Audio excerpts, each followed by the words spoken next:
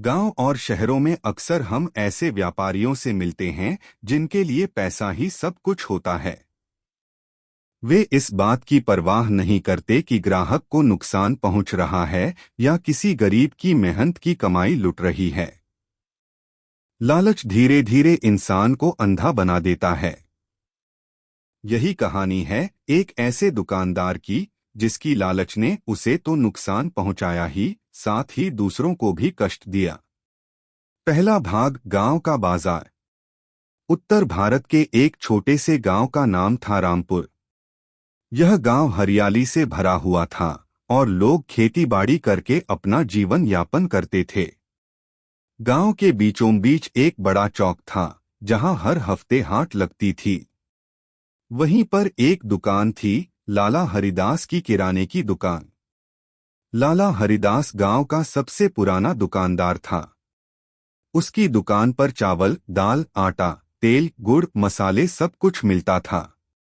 देखने में तो लाला हरिदास बड़े सज्जन और धर्मात्मा लगता था, लेकिन अंदर से वह बहुत ही लालची और चालाक था। दूसरा भाग, लालच की आदत।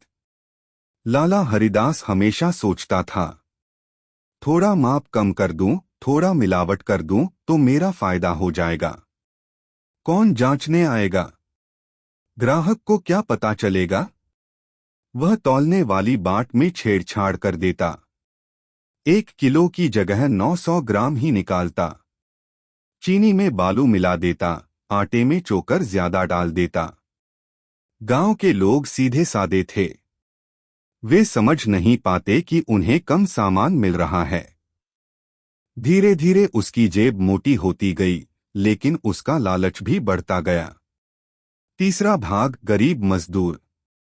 गांव में एक गरीब मजदूर था, रामू। वह दिन भर खेतों में काम करके जो कुछ कमाता, शाम को लाला हरिदास की दुकान पर राशन लेने जाता। रामू ने कई बार देखा कि सामान जल्दी जल्दी तौला जाता है और पैकेट हल्का लगता है, लेकिन गरीब था, आवाज उठाने से डरता था। एक दिन उसकी बीवी बोली, रामू, यह चावल बहुत गंदा है, इसमें कंकड़ पत्थर भरे हुए हैं। इतना पैसा देकर भी अच्छा सामान नहीं मिलता। आखिर कब तक सहेंगे?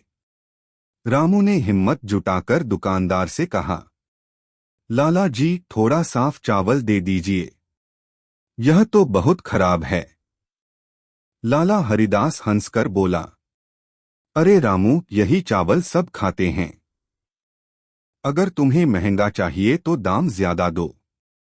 गरीब आदमी को गरीब चीज ही मिलेगी। रामू चुपचाप सिर झुकाकर चला गया। चौथा भाग, ईमानदार प्रतिद्वंदी।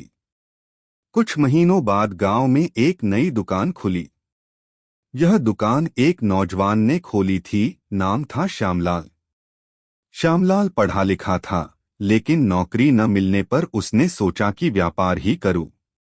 उसने गांव वालों से वादा किया, मेरी दुकान पर शुद्ध सामान मिलेगा, न तौल में कमी होगी, न मिलावट होगी। पहले तो लोग झिझकते रहे, लेकिन जब उन्होंने देखा कि सचमुच सामान अच्छा और दाम भी ठीक है, तो धीरे धीरे सब श्यामलाल की दुकान पर जाने लगे।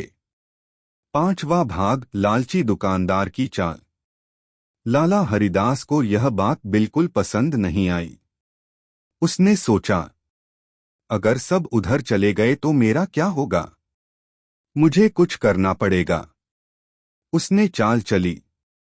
रात के समय श्यामलाल की दुकान के सामने कचरा फेंक दिया, अफवाह फैलाई कि श्यामलाल मिलावटी सामान बेचता है। कुछ दिनों तक लोग कंफ्यूज हुए, लेकिन जब उन्होंने फिर से सामान खरीदा और उसकी गुणवत्ता देखी तो उन्हें सच समझ में आ गया। छठा भाग, भगवान की लाठी। धीरे धीरे हरिदास की दुकान सुनसान हो गई। उसके पास जो ग्राहक बचते वे भी शिकायत करने लगे। ऊपर से सरकारी निरीक्षक गांव आया। उसने दुकानों की जांच की।